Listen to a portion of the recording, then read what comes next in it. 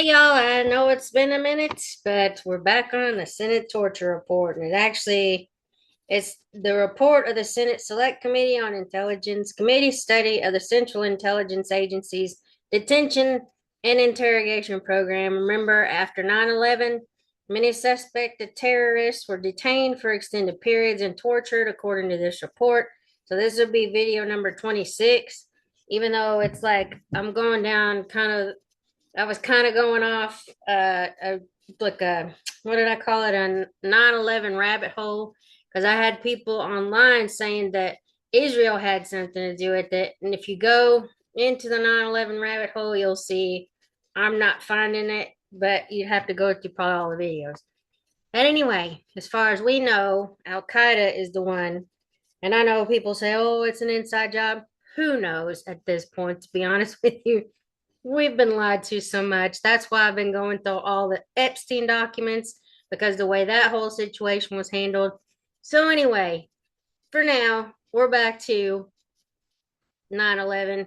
I've got more videos on Epstein that I'll post. Just give me a little bit of time because it takes a while to do all this stuff. But anyway, so let's go on. So we're on page 232 of 712. So we're pretty far into it. But anyway, it says in her email, redacted stated that the fact that the 9/11 Commission, with 2020 hindsight, thinks we should have known this in August of 2001 does not alter the fact that we didn't. In addition to the New York Times article, the CIA was concerned about an article by Ron Suskind in Time magazine that also challenged the assertions of the speech about the capture of Ramzi bin Al Shib and KSM, Khalid Sheikh Mohammed, just so you know. Okay, in a September 11th, 2006 email, the chief of the redacted department in CTC, or counterterrorism, redacted, wrote, "We are not claiming Abu Zubaydah provided exact location information, merely that he provided us with information that helped us or helped in our targeting efforts."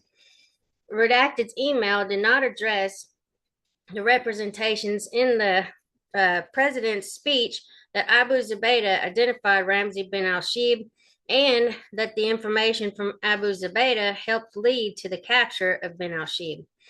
With regard to the capture of KSM, Redacted's email acknowledged that Suskind's assertion that the key was a cooperative source was correct as far as it goes, but the priority with which we pursued KSM changed once AZ conclusively identified him as the mastermind of 9/11.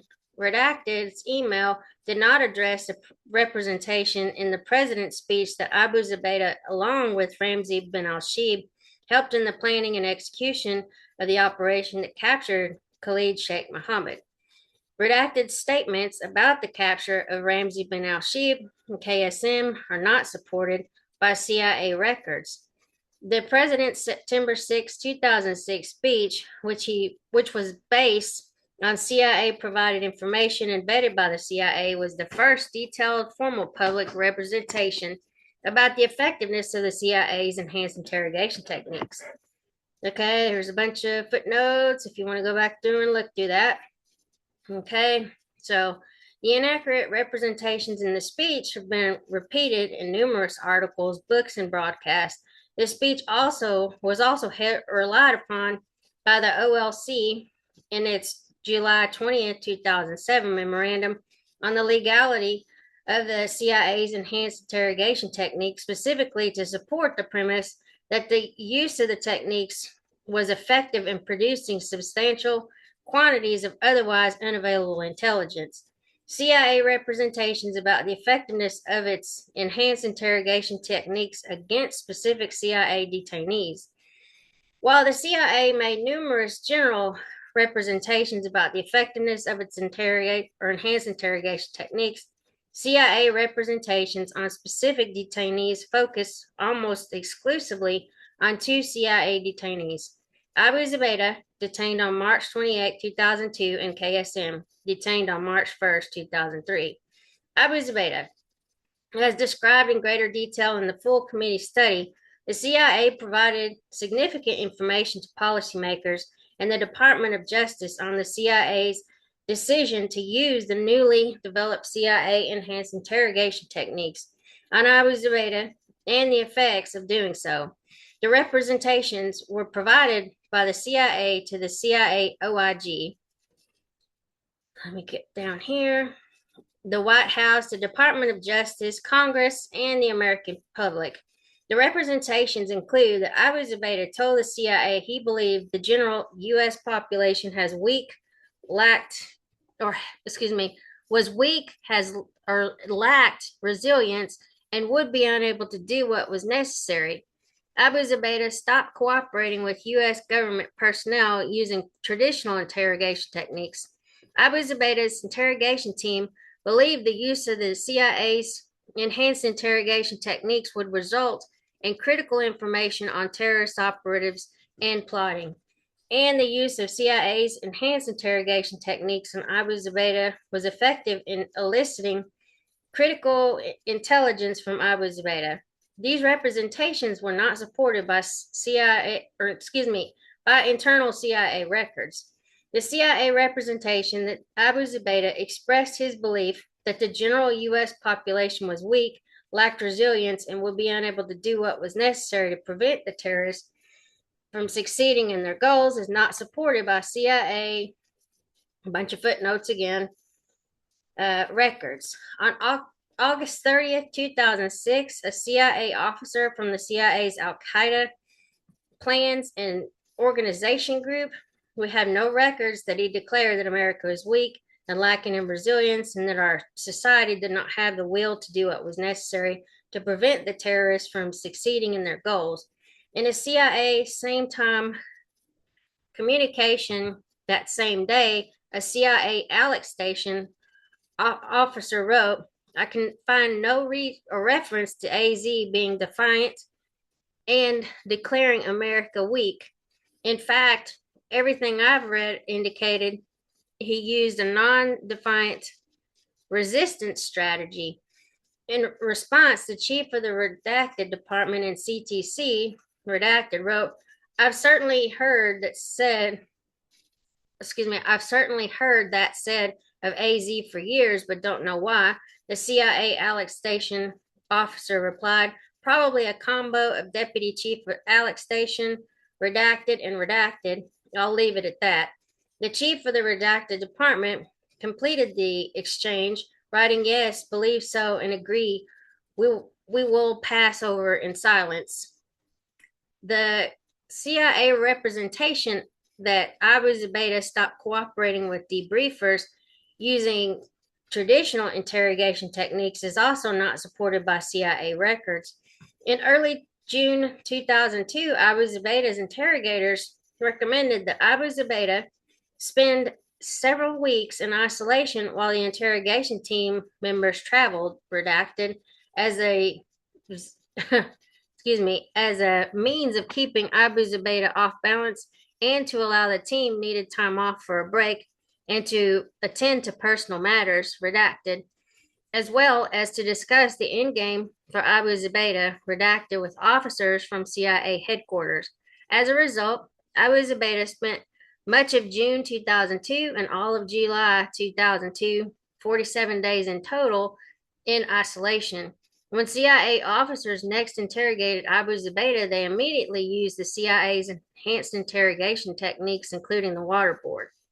Prior to this isolation period, Abu Zubaydah provided information on Al-Qaeda's activities, plans, capabilities, and relationships, in addition to information on its leadership structure, including personalities, decision-making process, training, and tactics. Abu Zubaydah provided the same type of information prior to, during, and after the use of the CIA's enhanced interrogation techniques.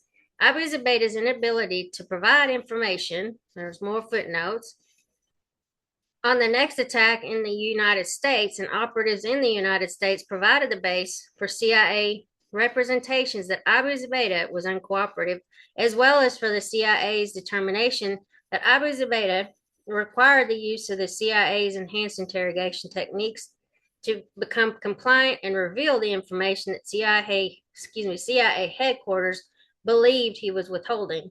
The CIA further stated that Abu Zubaydah could stop the application of the CIA's enhanced interrogation techniques like the waterboard by providing the names of the operatives in the United States or information to stop the next attack.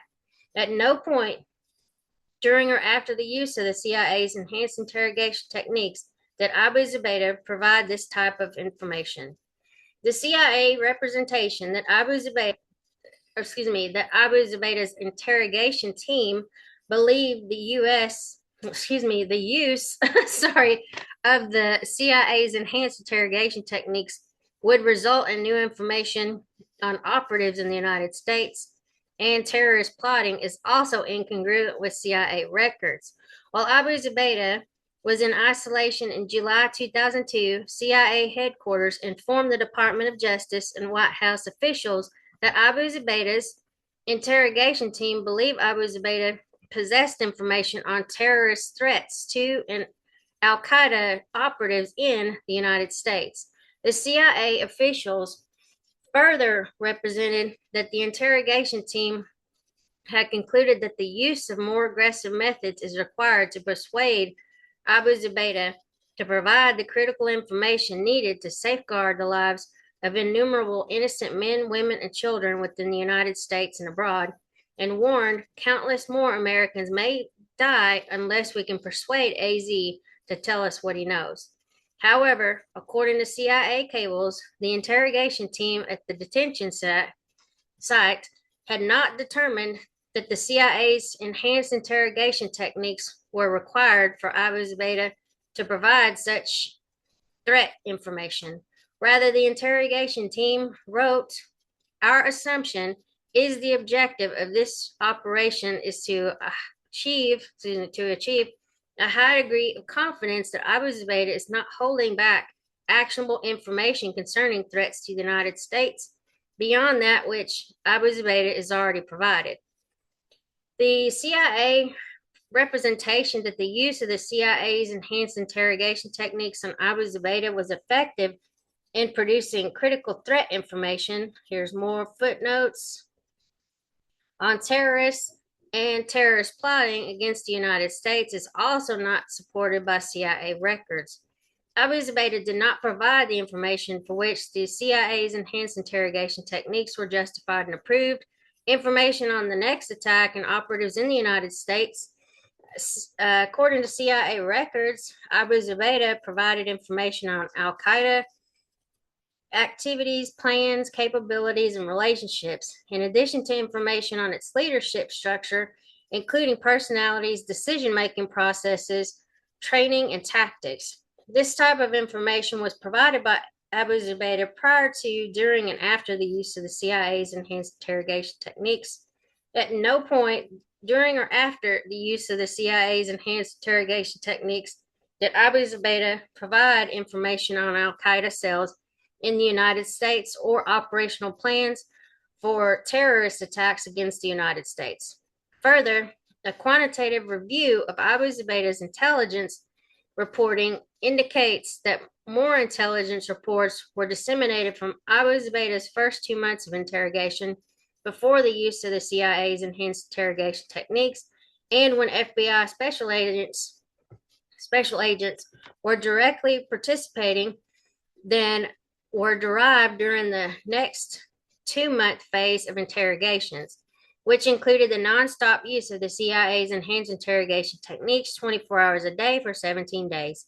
Nonetheless, on August 30th, 2002, the CIA informed the National Security Council that more of the footnotes there that the CIA's enhanced interrogation techniques were effective in producing meaningful results.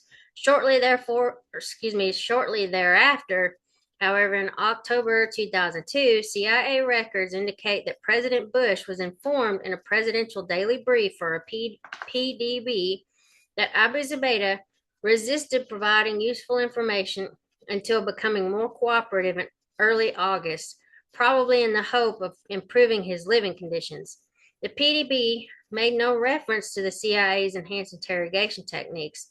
Subsequently, the CIA represented to other senior policymakers and the Department of Justice that the CIA's enhanced interrogation techniques were successfully used to elicit critical information from Abu Zubaydah.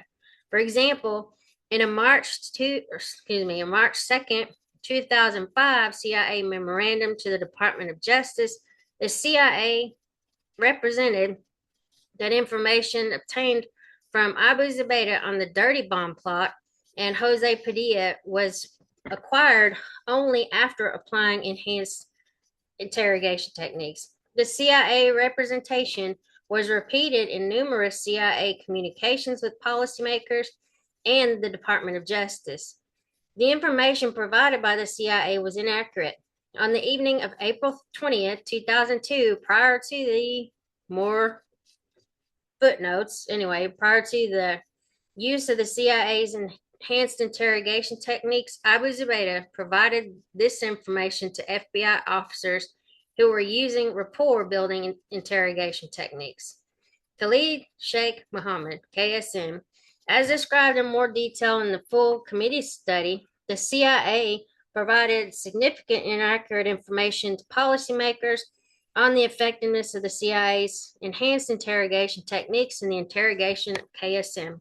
These representations were, more footnotes there, were provided by the CIA to the OIG, the White House, the Department of Justice, the Congress, and the American public. The representations include that KSM provided little threat information or actionable intelligence prior to the use of the CIA's enhanced interrogation techniques. The CIA overcame KSM's resistance through the use of the CIA's enhanced interrogation techniques. The CIA's waterboard interrogation technique was particularly effective in eliciting information from KSM. KSM recanted little of the information he had provided, and KSM's information was generally accurate and consistent. KSM made a statement to CIA personnel, "Soon you will know," indicating an attack was imminent upon his arrest, and KSM believed the general U.S., more footnotes, that's a lot of footnotes there, U.S. population was weak, lacked resilience, and would be unable to do what was necessary. These representations are not supported by internal CIA records. Do you really believe the CIA? Just saying. If you know much about their history, they have not done like everything in the United States' best interest. We'll just put it that way. Anyway, don't kill me.